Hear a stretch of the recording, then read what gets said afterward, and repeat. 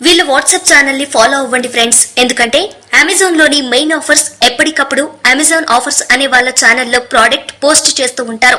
మీకు తక్కువ ప్రైస్ లో దొరకాలంటే వీళ్ళ వాట్సాప్ ఛానల్ ని ఫాలో అవ్వండి. లింక్ డిస్క్రిప్షన్ లో పిన్ చేశారు.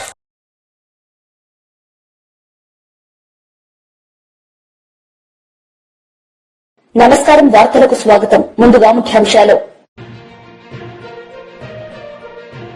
స్వర్ణాంధ్ర 2047 డివిజన్ డాక్యుమెంట్ ను ఆవిష్కరించిన ముఖ్యమంత్రి శ్రీ నారా చంద్రబాబు నాయుడు.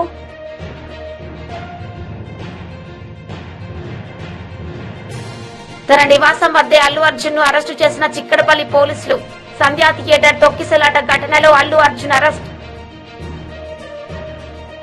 స్వర్ణాంధ్ర 2047 డివిజన్ డాక్యుమెంట్ ను ఆవిష్కరించిన ముఖ్యమంత్రి శ్రీ నారా చంద్రబాబు నాయుడు ఈ సందర్భంగా ఆయన ప్రసంగించారు. ఆలోచిస్తున్నాం. నేను ఒకటే మీ అందరికీ విజ్ఞప్తి చేస్తున్నాను. ఈరోజు ఆధార్ అకౌంట్ ఉంది. ప్రతి ఒక్క ఇండివిజువల్ని మనం అసెస్ చేయగలుగుతున్నాం. దీని తర్వాత ప్రతి ఒక్క ఇండివిజువల్ని కుటుంబంగా మ్యాప్ చేస్తాం. అదే మరి ఏ ఇంట్లో ఉన్నారో మ్యాప్ చేస్తాం.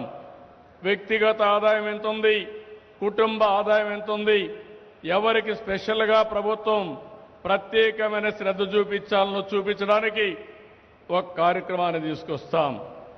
అందుకని ఇంకొక విషయం కూడా చెప్పాను. 1 ఫ్యామిలీ 1 ఎంటర్‌ప్రెన్యూర్, ఒక కుటుంబం ఒక పారిశ్రామికవేత్త రావాలనేది నా సంకల్పం. ఒకప్పుడు నేను మీ అందరికీ ఒక మాట చెప్పాను. 1 ఫ్యామిలీ 1 ఐటీ ప్రొఫెషనల్ అన్నాను. ఈరోజు మోర్ ఆర్ లెస్ మీరు చూస్తే ప్రతి ఒక్క ఇంట్లో ఒక ఐటీ ప్రొఫెషనల్ వచ్చారు. ఈరోజు నేను ఇచ్చే పిలుపు 2047కి ప్రతి ఒక్క కుటుంబంలో ఒక పారిశ్రామికవేత్త ఉండాలనేది నా సంకల్పం అని చెప్పి కూడా మరొకసారి మీ అందరికీ కోరుతున్నా. ఇది చేసి మీ అందరికీ ఆశ్చర్యంగా ఉంటుంది, కానీ ఇది సాధ్యమని ఆలోచిస్తారు. కానీ $42,000 2047కి ప్రతి ఒక్కరి తలసరి ఆదాయం రావాలి. ఈరోజు ఒక్క విషయం మీరు గుర్తుపెట్టుకోండి.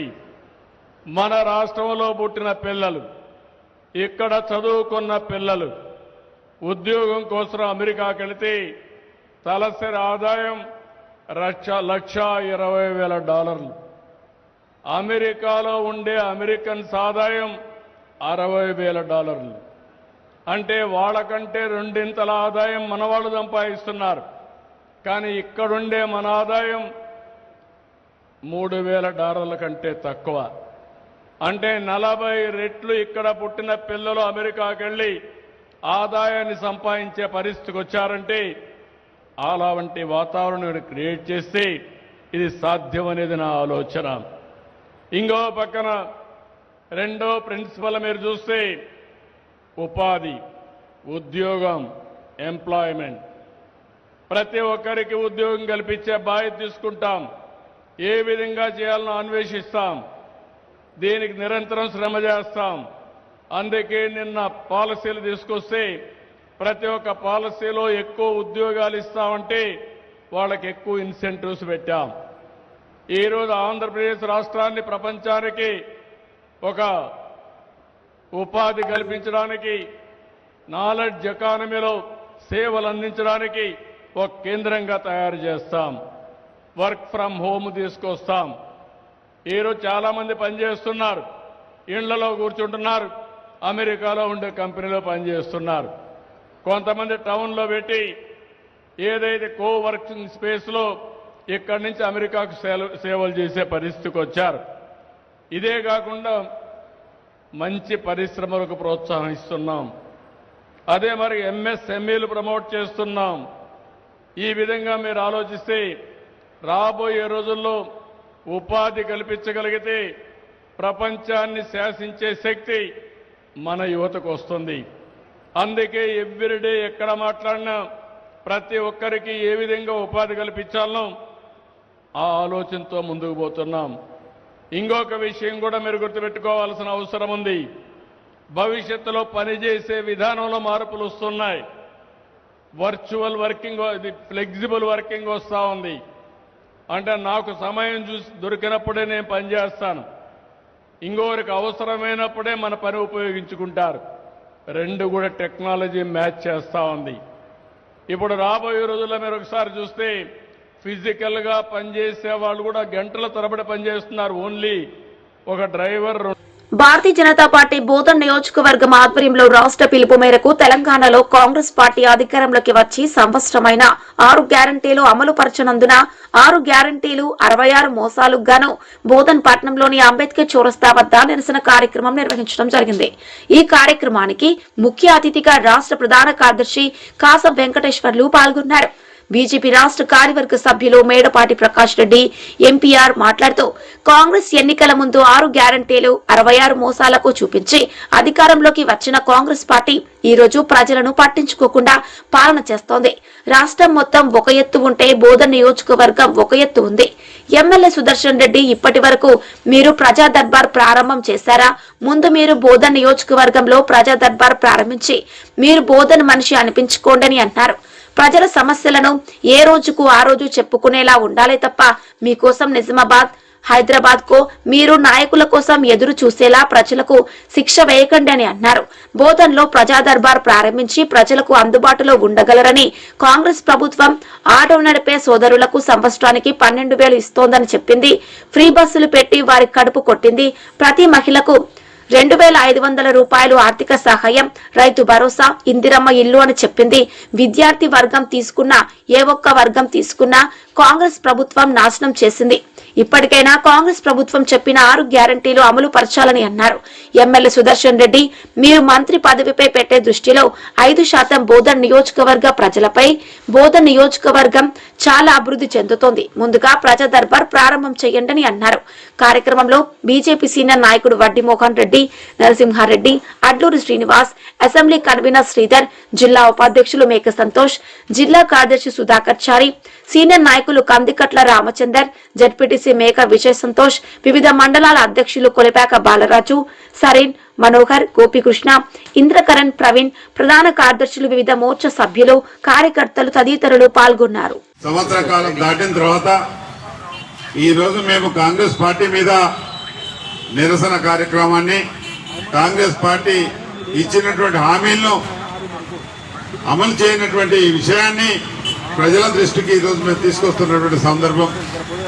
భారతీయ జనతా పార్టీ తరఫున గెలిచినటువంటి పార్టీకి 1 సంవత్సర కాలం అవకాశం ఇచ్చి ఈ రాష్ట్రంలో ఉన్నటువంటి పరిస్థితులు చక్కదిద్దుకోవడానికి వారికి 1 సంవత్సర కాలం ప్రజలు గాని, పార్టీలు గాని, మేము గాని అవకాశం ఇచ్చినటువంటి సందర్భాన్ని ఒకసారి మేము గుర్తు చేస్తా ఉన్నాం. ఏది ఏమైనప్పటికీ ఈ భారతదేశంలో అధికారంలోకి వచ్చిన 1 సంవత్సర కాలంలో ప్రజా వ్యతిరేక వచ్చిందంటే అది ఈరోజు కాంగ్రెస్ పార్టీకి వచ్చిందని చెప్పేసి చెప్పక తప్పదు. ఈ రోజు మనం అందరం కూడా చూస్తా ఉన్నాం. 2,500 రూపాయలు మహిళలకు ఇస్తామన్నారు, విద్యార్థులకు స్కూటీ ఇస్తామని చెప్పారు, 4,000 రూపాయల పెన్షన్ చెప్పిండ్రు, రైతులకు 7,500, 2 పంటలకు 15,000 రూపాయలు భరోసా ఇస్తా అని చెప్పిండ్రు, రైతులకు 2 లక్షల రూపాయల రుణమాఫీ అన్నారు. ఈ రోజు చూస్తుంటే 2 లక్షల రుణమాఫీ గాలికి పోయినట్టు మళ్ళా జనవరిలో భరోసా ఇస్తాం, ఈ రుణమాఫీ లేదు అని చెబుతున్న సందర్భంలో చాలా మంది రైతులందరూ కూడా దిగాలు పడతా ఉన్నారు. 2 లక్షల మీద ఉన్న వాళ్ళు మీ 2 లక్షల మీద ఉన్నటువంటి అప్పును కట్టండి, మీ బ్యాంక్ ఖాతాలో 2 లక్షలు వేస్తామని చెప్పడం జరిగింది. ఈ రోజు 2 లక్షలు కాదు కదా, 1,00,000 రూపాయలు, 75,000, 1,50,000 ఉన్నటువంటి వాళ్ళకు కూడా రుణమాఫీకి రానటువంటి వ్యక్తులు చాలా మంది ఉన్నటువంటి సందర్భాన్ని నేను ఒకసారి గుర్తు చేస్తా ఉన్నాను. ఇప్పటికైనా కాంగ్రెస్ ప్రభుత్వం ప్రజలకు ఇచ్చినటువంటి హామీలను నిలబెట్టుకోవాలి. అదే రకంగా ఈ రోజు డెవలప్మెంట్ చూసినట్లయితే ఎక్కడ కూడా డెవలప్మెంట్ కానటువంటి విషయం, ఎక్కడ కూడా రోడ్లు వేయలేదు. గత ప్రభుత్వంలో డబుల్ బెడ్రూమ్ అని చెప్పేసి డబల్ చేసినటువంటి ఆ ప్రభుత్వం, ఈ ప్రభుత్వం ఇందిరమ్మ ఇండ్లు అని చెప్పేసి ఎక్కడ కూడా ఒక ఇంటికి కూడా పునాదులు వేసింది లేదు, బుక్కు పోసింది లేదు, ఎక్కడ కూడా ఇండ్ల నిర్మాణం చేపట్టినటువంటి విషయాన్ని ఈ రోజు మేము గుర్తు తీసుకొస్తా ఉన్నాం. కాబట్టి ఈ రోజు నడిపిస్తూ ప్రజల్ని పట్టించుకోకుండా వాళ్ళ కుమ్ములాటలతోటే వాళ్ళకి సరిపోతుంది. అయితే ముఖ్యంగా రాష్ట్రం మొత్తం ఒక ఎత్తు అయితే ఒక సైడ్ తీసుకుంటే మన బోధన్ నియోజకవర్గాన్ని మనం ముఖ్యంగా ఒక విధంగా చూసినట్టయితే గత 5 సంవత్సరాలలో ఏదైతే దుర్మార్గం టీఆర్ఎస్ ప్రభుత్వం చేసిందో దాంట్లో ఏ రోజు కూడా ఒక చిన్న ధర్నా కానీ Congress party Bharatiya Janata party Congress party యొక్క ఎమ్మెల్యేగా సురేష్ రెడ్డి గారు ఇక్కడ గెలవడం జరిగింది. ముఖ్యంగా ఈ 6 గ్యారెంటీల గురించి 66 మోసాల గురించి ఇప్పటివరకు మిత్రులు సోదరులు అందరూ చెప్పారు. వాటన్నిటితో పాటు ముఖ్యంగా మేనిఫెస్టోలో 6 గ్యారెంటీల తర్వాత మొట్టమొదట ఉన్న అంశం రాష్ట్ర స్థాయిలో ప్రజా దర్బార్ ఓపెన్ చేస్తామని చెప్పారు. అట్లనే రెండో అంశం ప్రతి నియోజకవర్గంలో 7వ తారీఖు రోజు రిజల్ట్స్ వచ్చిన తర్వాత 9వ తారీఖు రోజు ప్రజా దర్బార్ ఓపెన్ చేస్తామని చెప్పడం జరిగింది. సుదర్శన్ రెడ్డి గారు ఉన్నారా 9వ తారీఖు నుంచి? అసలు బోధనలో ప్రజా దర్బార్ అనేది ఓపెన్ చేశారా?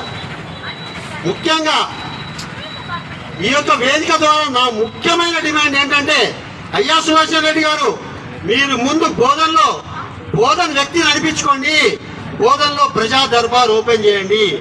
బోధన్ ప్రజల యొక్క సమస్యలని ఏ రోజుకి ఆ రోజు వాళ్ళు వచ్చి చెప్పుకునేటట్టు ఉండండి. కానీ మీకోసం నిజామాబాద్కి ఫోన్ చేయటమో, హైదరాబాద్కి ఫోన్ చేయటమో, లేకపోతే మీ నాయకుల కోసం ఢిల్లీకి ఫోన్ చేయటమో బోధన ప్రజలకి అటువంటి శిక్ష వేయకండి. దయచేసి బోధనలో ప్రజా దర్బార్ ఓపెన్ చేయండి. అలాగే ఇక తీసుకున్నట్లయితే వివిధ వర్గాలలో ఈరోజు ఇక్కడ ఆటో సోదరులు ఉన్నారు. ఆటో సోదరులకి మీ మేనిఫెస్టోలో సంవత్సరం తన నివాసం వద్దే అల్లు అర్జున్ ను అరెస్టు చేసిన చిక్కడపల్లి పోలీసులు. సంధ్యా థియేటర్ తొక్కిసలాట ఘటనలో అల్లు అర్జున్ అరెస్ట్.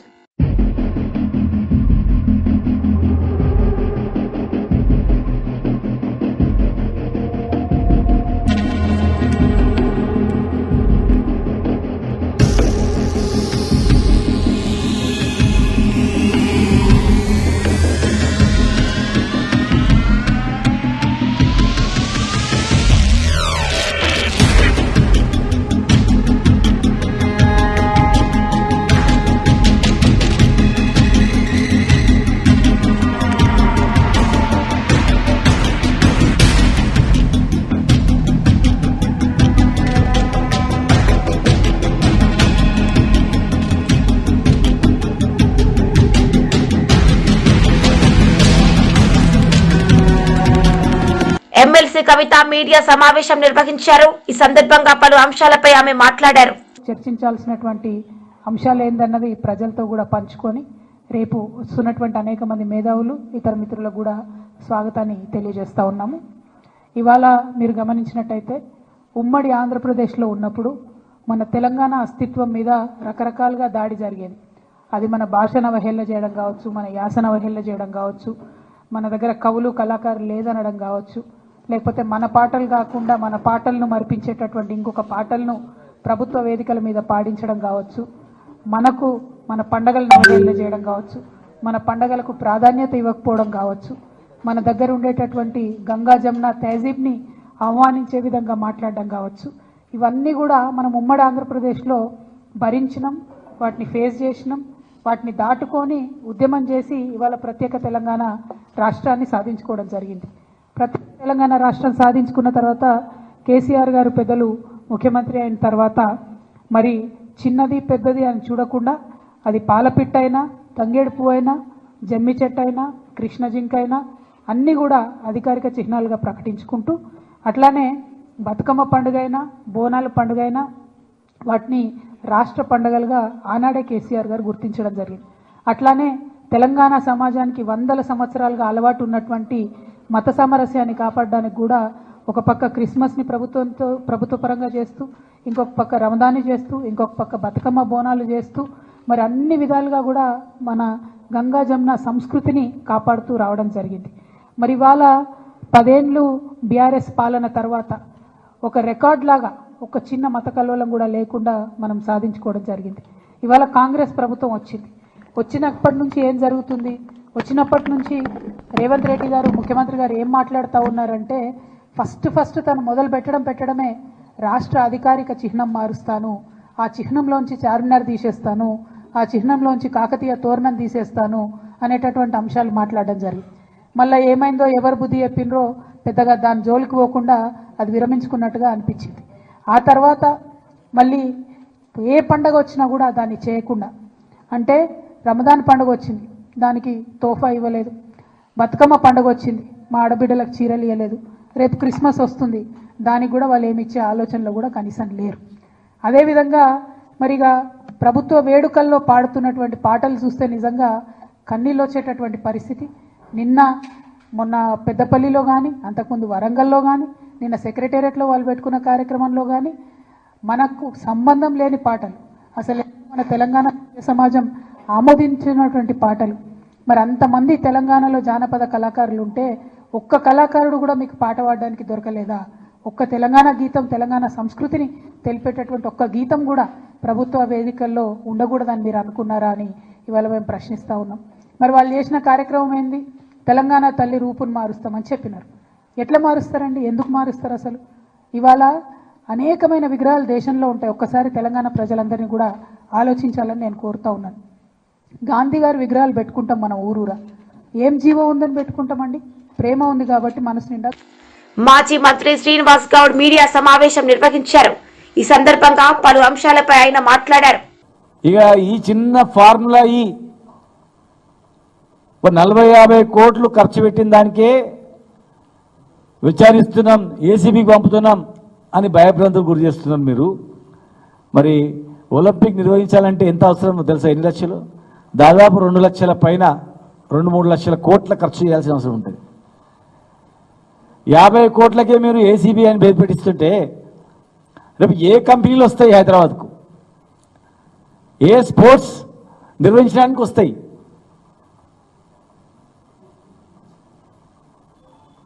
ఒలింపిక్ కాదు కదా, ఏషియన్ గేమ్స్ కూడా నిర్వహించలేని పరిస్థితి వస్తుంది.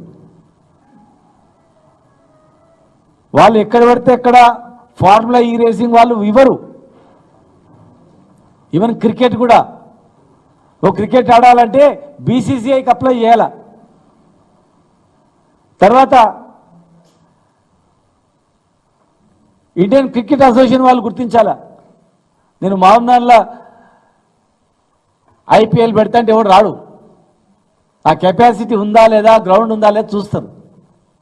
అలాంటిది ఇండియాకే పేరు ప్రతిష్టలు వచ్చేటువంటిది ఫార్ములా ఈ రేసింగ్ తీసుకొచ్చి కష్టపడి ఒక బ్రాండ్ ఇమేజ్ పెంచి హైదరాబాద్లో ఆర్థిక పరిస్థితులను పెంచి ఇంటర్నేషనల్ లెవెల్లో హైదరాబాద్ చూసేటట్లు మేము చేస్తే ఇలా అరెస్ట్ చేస్తాం, కేటీఆర్ను అరెస్ట్ చేస్తాం, నీ కక్ష సాధింపులు చర్యలు తప్ప తెలంగాణ అభివృద్ధి పైన మీరు దృష్టి పెట్టట్లేదు.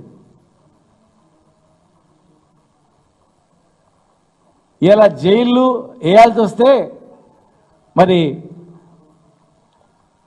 మూసీ పరివాహక ప్రాంతంలో కూల్చిన వాళ్ళని వేయాలా? ఎంతోమంది చావు కారకులైన వేయాలా? హైదరాబాద్లో ఆర్థికంగా మొత్తం దిగిపోయింది. తెలంగాణ మొత్తం కూడా ఏ వ్యాపారాలు నడవట్లేదు, భూముల విలువ పడిపోయినాయి, ప్రతి ఒక్కరూ బాధలో ఉన్నారు. వాళ్ళ కారకులైన వేయాలా? కష్టపడి తన శక్తినంతా ఉపయోగించి ఇలా తెలంగాణ ఇమేజ్ పెంచుతూ వస్తుంటే ఈ ప్రభుత్వం వచ్చిన సంవత్సరంలో, ఈ సంవత్సర కాలంలో తెలంగాణ మొత్తం కూడా అన్ని రంగాల్లో పడిపోయింది. ఒక్క ఫార్ములా ఈ రేసింగ్ మీదనే మీరు జైల్లో పెడతామని చెప్తున్నారు. మీరు ఇక ఏం స్పోర్ట్స్ నిర్వహిస్తారు? స్పోర్ట్స్ యూనివర్సిటీ ఏం కడతారు? ఒలింపిక్స్ ఎట్లా చేస్తారు? ఏషియన్ గేమ్స్ ఎట్లా చేస్తారు? కామన్వెల్త్ గేమ్స్ ఎట్లా తీసుకురాగలుగుతారు? ఎవరైనా హైదరాబాద్లో స్పోర్ట్స్ ఈవెంట్ నిర్వహించాలంటే భయపడే పరిస్థితి ఇస్తున్నారు. హైదరాబాద్లో ఒక ఈవెంట్ చేయాలంటే ఇక్కడ ఈవెంట్ చేస్తే లేని కష్టాలు వస్తారా అని చెప్పి అసలు కేసులు పెట్టాల్సింది కేటీఆర్ మీద కాదు, ఈ ప్రభుత్వం మీద వస్తుంది. ఎందుకంటే కేటీఆర్ గారు ఒక నిర్ణయం కాదు, ఒక మంత్రి అంటే ప్రభుత్వ నిర్ణయం. అది ఒక ప్రభుత్వం తీసుకున్న నిర్ణయాన్ని మీరు వచ్చి వ్యతిరేకించొద్దు. ప్రభుత్వం నిర్ణయించిన దాన్ని కొనసాగించాలా. మీరు కొనసాగించినందుకు కొన్ని వందల కోట్ల, వేల కోట్ల నష్టం ఆ సంస్థకు అవుతుంది. రేపు భవిష్యత్తులో వాళ్ళు ఈ ప్రభుత్వం మీద కేసు పెడతారు, మీ మీద కేసు పెడతారు. కేటీఆర్ మీద కేసు పెట్టడం కలల మాట, గుర్తుపెట్టుకోండి. రేపు వాళ్ళే ఫార్ములా ఈ వాళ్ళే ఒక ప్రభుత్వం ఇచ్చినటువంటి ఒప్పందాన్ని ఇంకొక ప్రభుత్వం ఒప్పందాన్ని క్యాన్సిల్ చేసినందుకు మరి ప్రపంచవ్యాప్తంగా ఉన్నటువంటి అనేక మందికి మాకు నష్టం జరిగింది, మేము బుక్ చేసుకున్నాం, మా పేరు ప్రతిష్ట పోయినామని చెప్పి ఆ సంస్థ ఫార్ములా ఈ రేసింగ్ మీ పైన పరువు నష్టం వేయడానికి సిద్ధంగా అవుతుంది. దాన్ని దృష్టిలో పెట్టుకోండి.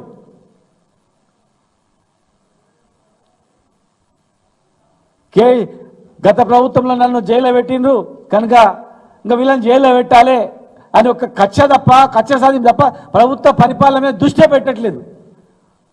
దుర్మార్గంగా పరిపాలన నడుస్తోంది. ఒక ఎస్టీలను మీ నియోజకవర్గంలో ఉన్నటువంటి వాళ్ళను బేడీలు వేసుకొని హార్ట్ అటాక్ వచ్చిందంటే బేడీలు వేసుకొని హాస్పిటల్లో ట్రీట్మెంట్ ఇస్తున్నారంటే ఇంత ఘోరమా? దానిలో మళ్ళీ జైలు సూపరింటెండెంట్ సస్పెండ్ చేయడము. జైలు సూపరింటెండెంట్ ఏం చేసిండు? మీ విధానం బట్టి అని చేసిండు. జైలు సూపరింటెండెంట్ను former AP Telugu academy chairperson N Lakshmi Parvathi సమావేశం నిర్వహించారు. సందర్భంగా పలు అంశాలపై ఆమె మాట్లాడారు. నాయుడు మరి ఈరోజు నిజంగా రైతుల కడగండ్లు ఎంత దారుణంగా ఉన్నాయంటే అకాలంలో వర్షాలు, అకాలంలో వరదలు, వీటి వల్ల పంటకు వచ్చినటువంటి పొలాలన్నీ మునిగిపోయి రైతులు అల్లాడిపోతున్నారు. ఇంతకుముందు పండించినటువంటి ధాన్యానికి గిట్టుబాటు ధర లేదు, ఇంకా ధర తగ్గింది. మా ప్రభుత్వ హయాంలో జగన్మోహన్ రెడ్డి గారి టైంలో టన్నుకి 75 కిలోల బస్తాకి 1725 రూపాయలు. ఎంత చక్కగా అంటే ఆఖరి తేమ ఉన్నా సరే కూడా ప్రభుత్వం కొని వాళ్ళకి న్యాయం చేసింది. ఈరోజు దళారుల వ్యవస్థ ప్రవేశించింది.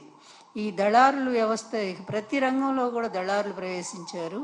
అందులో ఈ వ్యవసాయం ముఖ్యంగా ఈ వరి అమ్మకాల్లో కూడా రైతులు ఎంత నష్టపోతున్నారంటే 300 రూపాయలు నుంచి 400 రూపాయల వరకు రైతులు నష్టపోతున్నారు. అంటే 1725 నుంచి 1300, 1400 కూడా వాళ్ళకి క్వింటల్కి రావట్లేదంటే రైతు నష్టపోతానే ఉన్నాడు.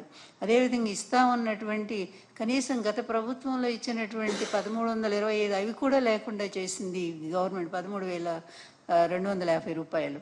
అలాంటిది ఈరోజు దారుణంగా ఈ అన్నమాట ప్రకారం గతంలో ఇచ్చినటువంటి హామీలను కూడా అమలు చేయలేనటువంటి ఒక దుర్మార్గమైన పరిపాలన ఈరోజు సాగుతూ ఉంది. చెప్పాలి అంటే ధాన్యం కొనుగోలు కేంద్రాల ఏర్పాటు మొదలుకొని ధాన్యం సేకరణ వరకు గత ప్రభుత్వం అంటే జగన్మోహన్ రెడ్డి గారి ప్రభుత్వం నిర్వహించిన విధంగా రైతులకి ఈరోజు ప్రభుత్వం ఏమీ చేయకుండా, తెలుసు అతని నైజం అట్లాంటిదే. అతని ఎలక్షన్స్ ముందు మాట చెప్తాడు, ఎన్నికలు అయిపోయిన తర్వాత తప్పుకుంటాడు. ఎప్పుడూ కూడా అతని ప్రభుత్వంలో రైతులు అల్లాడిపోతానే ఉన్నారు. గతంలో కూడా ఎంతోమంది రైతులు ఆత్మహత్యలు చేసుకున్న పరిస్థితి ఇతని ప్రభుత్వంలో, ఉమ్మడి రాష్ట్రంలో కూడా. అదేవిధంగా గత ప్రభుత్వంలో కూడా ఇచ్చిన హామీలు రైతులకు ఏమాత్రం నెరవేర్చినటువంటి పరిస్థితి చంద్రబాబు నాయుడు గారిది. జగన్మోహన్ రెడ్డి గారు వచ్చిన తర్వాతే రైతు భరోసా కేంద్రాల ద్వారా రైతులకు అన్ని విధాలా కూడా ఉపయోగం, అంత మంచి పరిపాలన లేదని ఈరోజు రైతులు మాటికి కూడా జగన్మోహన్ రెడ్డి గారిని గురించి మాట్లాడుకుంటూ ఉన్నారు. అందుకే రైతులకు మద్దతుగా ఈరోజు మా పార్టీ నుంచి అన్ని జిల్లా కేంద్రాల్లో కూడా రైతులకి ఈ ప్రభుత్వం ఇచ్చిన హామీ నెరవేర్చాల్సిందేనో, మీరు ఇస్తానన్నటువంటి 20,000 రూపాయలు ఒక్కో రైతుకి ఇవ్వాల్సిందేనని, దానికి అదేవిధంగా మీరు మద్దతు ధర కూడా ప్రకటించి రైతు నష్టపోకుండా పండించిన ధాన్యానికి పూర్తి న్యాయం చేయాల్సిందే అనే విషయం మీద ఈరోజు మా పార్టీ నుంచి అన్ని జిల్లా కేంద్రాల్లో కూడా ధర్నాలు, అదేవిధంగా కలెక్టర్ కార్యాలయాల ముందు కలెక్టర్ గారికి మెమరాండం ఇవ్వటం, ఈ కార్యక్రమం అంతా కూడా నిర్వహిస్తూ ఉన్నారు. అది ఫెయిల్ చేయటానికి కొన్ని చోట్ల అరెస్టులు, మరికొన్ని చోట్ల అసలు ఈ మీడియానే రానియకుండా జగన్ చంద్రబాబు నాయుడు గారు ఏవేవో కార్యక్రమం అని చెప్పి వాళ్ళందరినీ కూడా బస్సులేసి మరీ కూడా రప్పించుకొని రాత్రిపూట ఎక్కడో పెట్టి, ఈ విధంగా ఎన్నాళ్ళు ఈ విధంగా నువ్వు ఈ దొంగదారిని ఇట్లాంటి ఎప్పుడు కూడా దొంగ బతికే చంద్రబాబు గారిది. ఈ అడ్డదారిలో ఈ విధంగా కుటిలమైన రాజకీయాలతో జరగాల్సినటువంటి పనులు జరపకుండా, ప్రజలకు అందించాల్సినవి అందించకుండా, ఇలా అడ్డదారిలో ఏదో చేసి దాన్ని డైవర్షన్ చేస్తాను అనుకుంటే ప్రజలేమంత అమాయకులు కాదు కదా. నీ డైవర్షన్ పాలిటిక్స్ ఇప్పటికే ప్రజలకు బాగా అర్థమైపోయింది. కష్టపడుతున్నటువంటి వాళ్ళు, బాధలు పడుతున్నటువంటి ప్రజలకి నువ్వెంత నీ మీడియా ద్వారా నువ్వు డైవర్షన్ పాలిటిక్స్ చూపించినా, నువ్వు చాలా గొప్ప పరిపాలన అనుకుంటూ నువ్వు ప్రజల దగ్గరికి వెళ్ళినా కూడా ప్రజలు నమ్మే పరిస్థితి ఉందా? ఈరోజు ప్రజలు అందరూ, అన్ని వర్గాల వాళ్ళు కూడా ఎంత సఫర్ అవుతున్నారు. కడుపులో చల్ల కదలకుండా జగన్మోహన్ రెడ్డి గారి ప్రభుత్వంలో ఇంటికే మరి అన్నీ అందించి పేద వర్గాలను ఆదుకున్నారు. రైతు భరోసా కేంద్రాల ద్వారా ధాన్యాన్ని ఎప్పటికప్పుడు కొనుగోలు చేసి రైతులకు న్యాయం చేశారు. అదేవిధంగా గిట్టుబాటు ధర ప్రకటించారు. ఏ సీజన్లో ఆ పంటలకు తగిన విధంగా పెట్టుబడి సాయం అందించారు. ఇన్ని రకాలుగా మేలు చేసినటువంటి జగన్మోహన్ రెడ్డి గారిని పదే పదే రైతులు తలుచుకుంటూనే ఉన్నారు. ఈరోజు మరి కూటమి ప్రభుత్వం రైతులకు మేలు చేస్తామని చెప్పి వచ్చి ఈరోజు రైతుల నోట్లో మట్టి కొట్టినటువంటి పరిస్థితిని ఈరోజు మనం చూస్తూ ఉన్నాము. నిజంగా ఎంత గొప్ప. తిరుమల తిరుపతిలో భారీ వర్షం కురుస్తోంది. కొండ చర్యలు విరిగిపడే ప్రమాదం ఉండటంతో అప్రమత్తమైన టీటీడీ అధికారులు పాప వినాశనం, శ్రీవారి పాదాలకు వెళ్లే మార్గాలను తాత్కాలికంగా మూసేశారు. భారీ వరదతో మాల్వడి గుండం పొంగి పొర్లుతుండటంతో కపిలతీర్థం పుష్కరిణికి వెళ్లకుండా భక్తులను నిలిపివేశారు.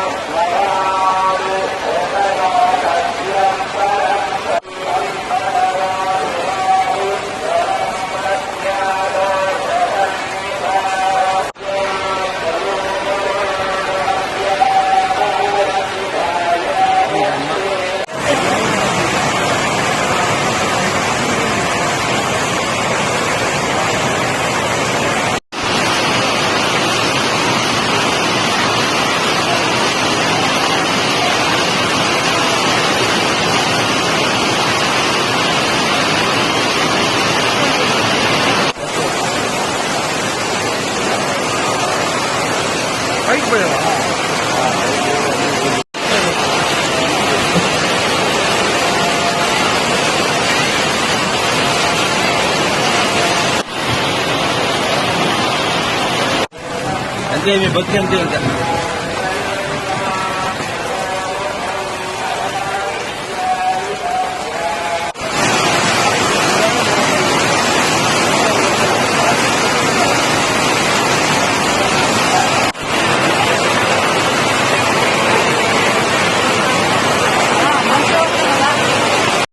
వార్తలు ముగించే ముందు ముఖ్యాంశాలు మరోసారి.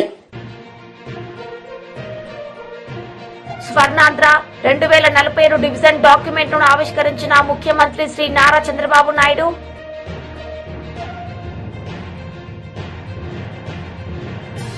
తన నివాసం వద్దే అల్లు అర్జున్ ను అరెస్టు చేసిన చిక్కడపల్లి పోలీసులు. సంధ్యా థియేటర్ తొక్కిసలాట ఘటనలో అల్లు అర్జున్ అరెస్ట్. ఈ వార్తలు ఇంతటితో సమాప్తం. తిరిగి ప్రసారమయ్యే వార్తల్లో మళ్లీ కలుద్దాం. అంతవరకు సెలవు. నమస్తే.